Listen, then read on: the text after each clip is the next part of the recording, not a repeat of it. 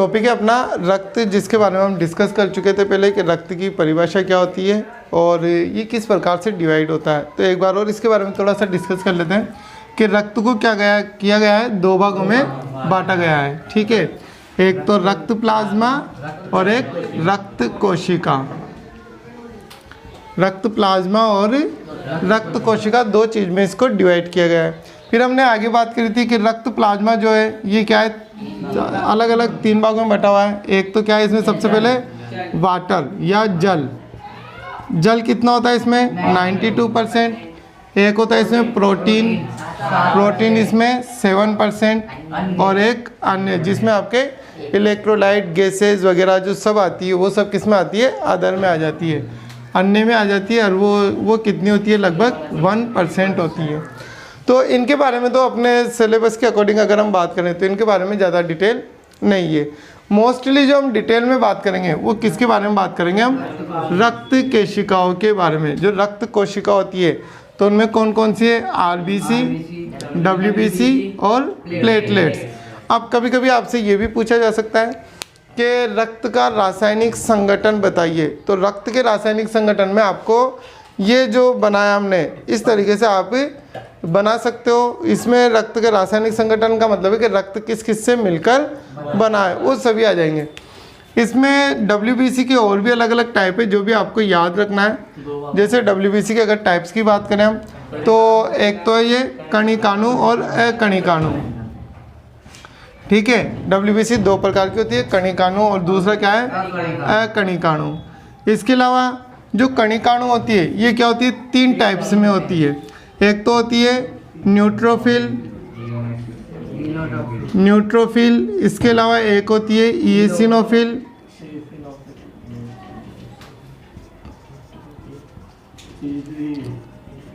और इसिनोफिल के बाद एक होती है बेसोफिल। ठीक है, तो ये तीन प्रकार से होती है। ये कणिकाणु के तीन टाइप्स होते हैं। ऐसे ही कणिकाणु जो है इसके भी क्या होते हैं, दो टाइप्स होते हैं। एक तो क्या होती है मोनोसाइट और एक होती है इसमें लिम्फोसाइट। जो लिम्फोसाइट होती है इसके भी क्या होते हैं, दो टाइप्स में ये भी बटी होती है, तीन टाइप्स में बटी होती है। एक तो होती है प्राकृतिक मारक सेल, प्राकृतिक मारक सेल या मारक कोशिका, और एक होती है टी लिम्फोसाइट और एक होती है बी लिम्फोसाइट।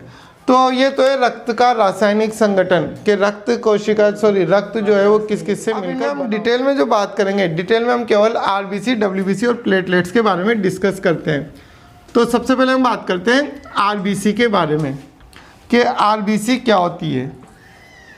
फर्स्ट टॉपिक है अपना आज का आरबीसी। तो आरबीसी के बारे में अगर बात की जाए तो सबसे पहली चीज़ तो आरबीसी जो होती है ये कैसी होती है, गोल व अवतल आकार की, मतलब गोल होती है और बीच में से क्या होती है, ये दसी हुई होती है। बीच में से क्या होती है, थोड़ी चपटी होती है, गोल होती है और बीच में से दबी हुई होती है।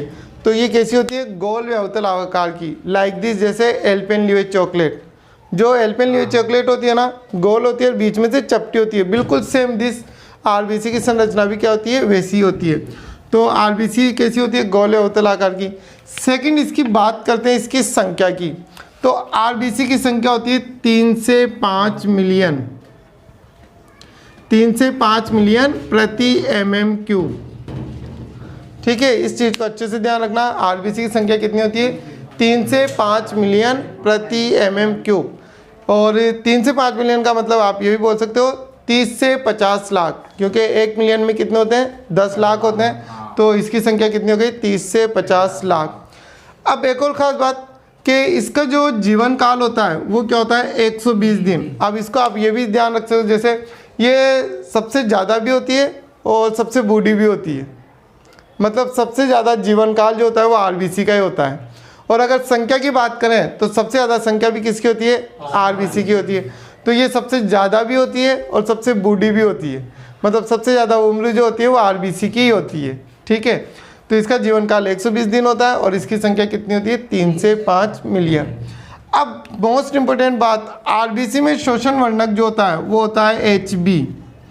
बोले तो इसको क्या बोलते हैं हम, हीमोग्लोबिन। आरबीसी में पूछा जाता है आरबीसी में शोषण वर्णक का नाम बताइए, तो वहाँ पर हम बात करेंगे हीमोग्लोबिन। शोषण वर्णक कैसे कि जो कूपिकाओं से जो ऑक्सीजन और CO2 लाने ले जाने का काम जो करता है वो कौन करता है? हीमोग्लोबिन करता है। हीमोग्लोबिन क्या करता है, जब रक्त कूपिका के चारों ओर आ जाता है तो कूपिका के चारों ओर आने के बाद क्या करता है, ये HB हीमोग्लोबिन जो होता है ये क्या करता है, कूपिका में उपस्थित ऑक्सीजन से क्रिया करता है और क्या बनाता है, ऑक्सी हीमोग्लोबिन। और ऑक्सी हीमोग्लोबिन बनाकर उसको कहाँ लेकर आ जाता है, ये शरीर में लेकर आ जाता है।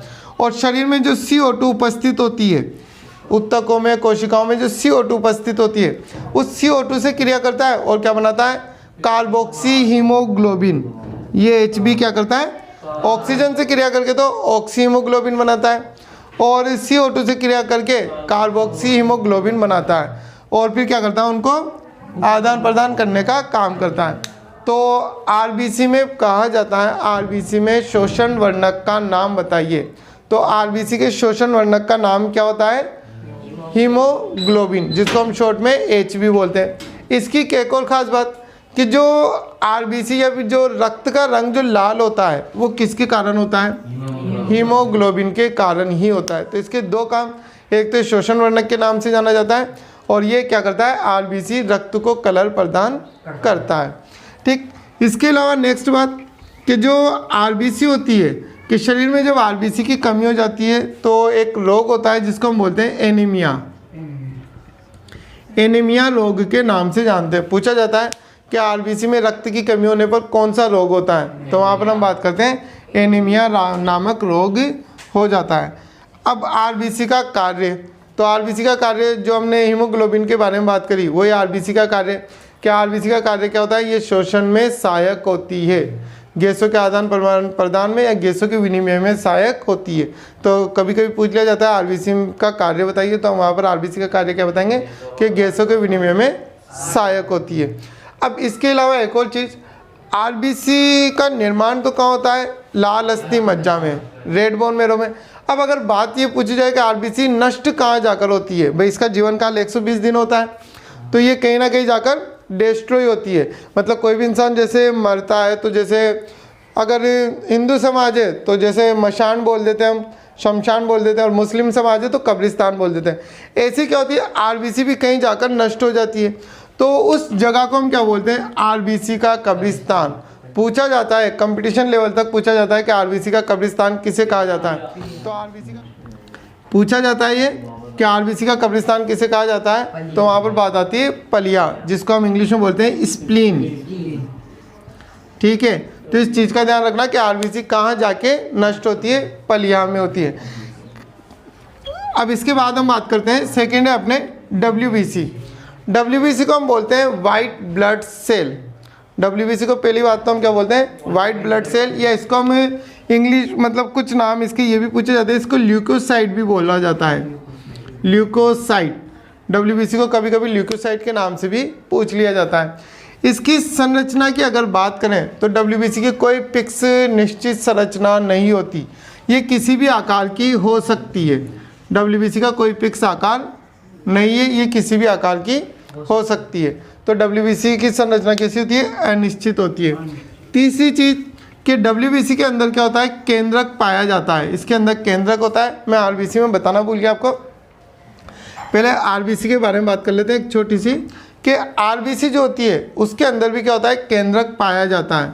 मगर एक चीज़ ध्यान रखना, जैसे जब नई आरबीसी, छोटी आरबीसी अगर नई बनना शुरू हुआ है तो उसके अंदर केंद्रक प्रेजेंट होगा, मगर जैसे जैसे ये वृद्धि करके परिपक्व हो जाएगी, परिपक्व होने के बाद इसके अंदर से केंद्रक क्या हो जाएगा, एब्सेंट हो जाएगा। तो ये एक अपवाद है, पूछा जाता है, तो वहाँ पर हम आंसर देते हैं परिपक्व आरबीसी में केंद्रक नहीं पाया जाता। आप सिर्फ ये कहोगे कि आरबीसी में केंद्रक नहीं पाया जाता तो ये ऑप्शन गलत भी माना जा सकता है, क्योंकि जब न्यू बॉर्न जो न्यू होती है, बिल्कुल न्यू आरबीसी होती है, उसमें केंद्रक प्रेजेंट होता है, मगर जैसे वो परिपक्व होती है उसके अंदर से केंद्रक एब्सेंट हो जाता है। तो आप आंसर यही लिखना कि परिपक्व आरबीसी में केंद्रक नहीं पाया जाता, मैच्योर आरबीसी में केंद्रक एब्सेंट होता है। और इसके अलावा हम बात करते हैं डब्ल्यूबीसी की, तो डब्ल्यूबीसी में क्या होता है, केंद्रक प्रेजेंट होता है। अब वापस अपना टॉपिक है डब्ल्यूबीसी, तो डब्ल्यूबीसी में क्या होता है, केंद्रक पाया जाता है। नेक्स्ट बात करते हैं हम डब्ल्यूबीसी की संख्या की। अगर बात की जाए तो डब्ल्यूबीसी की संख्या होती है, ये उम्र में भी सबसे छोटी होती है और संख्या भी सबसे कम होती है। सबसे छोटी उम्र में मतलब इसके जो जीवन काल होता है वो होता है 2 से 4 दिन। डब्ल्यूबीसी का जीवन काल कितना होता है? लगभग 2 से 4 दिन। अब इसकी संख्या की अगर बात की जाए तो संख्या होती है इसकी लगभग 6 से 11,000, 6 से 10,000 या 11,000, अलग अलग बुक में अलग मिल सकता है आपको, एवरेज तौर पे हम बताते हैं। तो इसकी संख्या होती है लगभग 6 से 11,000 प्रति mm³ इसकी संख्या। तो ध्यान रखना, उम्र में भी सबसे छोटी होती है, फिर 2 से 4 दिन की होती है बस, और संख्या भी सबसे कम होती है। और आरबीसी उम्र में भी सबसे बड़ी होती है और संख्या भी सबसे ज़्यादा होती है। तो इसकी संख्या 6 से 11,000 होती है। अब इसकी मोस्ट इंपॉर्टेंट चीज़ जो हम बात करते हैं इसके काम की, कि डब्ल्यूबीसी का काम क्या है हमारे शरीर के अंदर, काम क्या होता है। जैसे एक उदाहरण के तौर पे मैं बात करता हूँ, जैसे मान लो किसी व्यक्ति का ये हाथ है, एक उदाहरण सिर्फ समझाने के हिसाब से बात कर रहे हैं हम, ठीक है। इस हाथ पे यहाँ पर किसी प्रकार के कोई इन्फेक्शन, कोई माइक्रो ऑर्गेनिज्म या किसी भी कीड़े के द्वारा काट लिया गया, यहाँ पे काट लिया गया, तो काटने के बाद क्या हुआ, यहाँ पर क्या होती है, डब्ल्यूबीसी को क्या किया जाता है, एक तरीके से हमारे शरीर में जैसे यहाँ काटता है तो अपना ब्रेन क्या करता है, काम करना शुरू करता है। और ब्रेन क्या करता है, ये समझ लो पूरी डब्ल्यूबीसी को कॉल लगाता है, सबको फ़ोन लगाता है, भाई इमरजेंसी है, यहाँ पे आ जाओ। तो सारी डब्ल्यूबीसी क्या होती है, यहाँ आकर इकट्ठी हो जाती है। एक तरीके से डब्ल्यूबीसी क्या होती है, इसके चारों ओर आके इकट्ठी हो जाती है। जो माइक्रो ऑर्गेनिज्म जो कीड़े ने हमारे काटा है, तो जो जहर हमारे शरीर के अंदर गया, तो तुरंत ये डब्ल्यूबीसी आकर वहाँ पे इकट्ठी हो गई। तो इकट्ठी होता है, ये वाला पार्ट क्या हो जाता है, रेड हो जाता है। तो आपने देखा होगा, आपने कोई भी जगह स्किन पे काटा जाता है तो स्किन क्या हो जाती है, रेड हो जाती है एक तरह की। ये समझ लो कि डब्ल्यूबीसी वहाँ पर उस माइक्रो ऑर्गेनिज्म से, उस जहर से क्या करने लगती है, फाइट करने लगती है। अब यदि मान लो हम जीत गए तो वहाँ पर मामूली सी कुचल चल के ख़त्म काम, और अगर हम हार गए तो पता चला कि इंसान ही निमट गया, ठीक है। तो डब्ल्यूबीसी हमारे एक शरीर से क्या काम करती है, एक तरीके से हमारे शरीर क्या होती है, आर्मी। क्वेश्चन होता है हमारे शरीर का सैनिक किसे कहा जाता है, तो वहाँ पर बात आती है डब्ल्यूबीसी। ये हमारे शरीर का क्या होती है, आर्मी होती है, या फिर हमारे शरीर की क्या होती है, सैनिक होती है। तो इसका काम क्या हो गया, रक्षात्मक कार्य। आरबीसी का काम क्या था, शोषण में सहायक होती है, और डब्ल्यूबीसी का काम क्या है कि रक्षात्मक कार्य करती है, ठीक। नेक्स्ट हम बात करते हैं प्लेटलेट्स। प्लेटलेट्स के बारे में लगभग सभी जानते हैं। प्लेटलेट्स से जो डेंगू का बारे में आती है कि डेंगू के कारण कौन सी रक्त केशिका में कमी आती है, प्लेटलेट्स में, ठीक है। तो प्लेटलेट्स की सबसे पहले अगर बात की जाए इसकी संख्या की, तो इसकी संख्या होती है लगभग 2.5 से 3.5 लाख। एवरेज में 4 भी आ सकता है, बाकी 2.5 से 3.5 लाख इसकी संख्या होती है। दूसरी इसकी संरचना होती है तश्तरी नुमा। इसकी संरचना कैसी होती है, बिल्कुल तश्तरी नुमा होती है। अब इसके बाद प्लेटलेट्स के अगर हम कार्य की बात करते हैं इसके, और एक और चीज़, इसमें भी केंद्रक प्रेजेंट नहीं होता है। और अगर इसके कार्य की बात की जाए तो मोस्ट इंपॉर्टेंट कार्य होता है इसका रक्त का थक्का बनाना। वही किसी जगह से मान लो रक्त बह रहा है, तो अब वो कहते हैं ना, अलग अलग काम में अलग अलग चीज़ को फ़ोन लगाया जाता है। वैसे ही अगर रक्त बह रहा है तो अब किसको कॉल लगाया जाएगा, प्लेटलेट्स को कॉल लगाया जाएगा, और वो सारी प्लेटलेट्स यहाँ पर आकर इकट्ठी हो जाएगी। जैसे ही यहाँ पर ज़्यादा भीड़ हो गई, ऑटोमेटिक यहाँ से खून बहना बंद हो गया। तो प्लेटलेट्स का काम क्या होता है, रक्त का थक्का बनाना, मतलब रक्त को बहने से रोकना। तो सबके अलग अलग काम है। आरबीसी शोषण में सहायक होती है, डब्ल्यूबीसी रक्षात्मक काम करती है, और प्लेटलेट्स क्या करती है, रक्त का थक्का बनाती है। तो इस प्रकार से आपकी 3 रक्त कोशिकाएं थी जिनके बारे में हमने डिटेल से डिस्कस कर लिए, आरबीसी, डब्ल्यूबीसी और प्लेटलेट्स। अब आप इसके नोट्स लिख लो। ये भी आ जाएगा, आप लड़कियों के लिए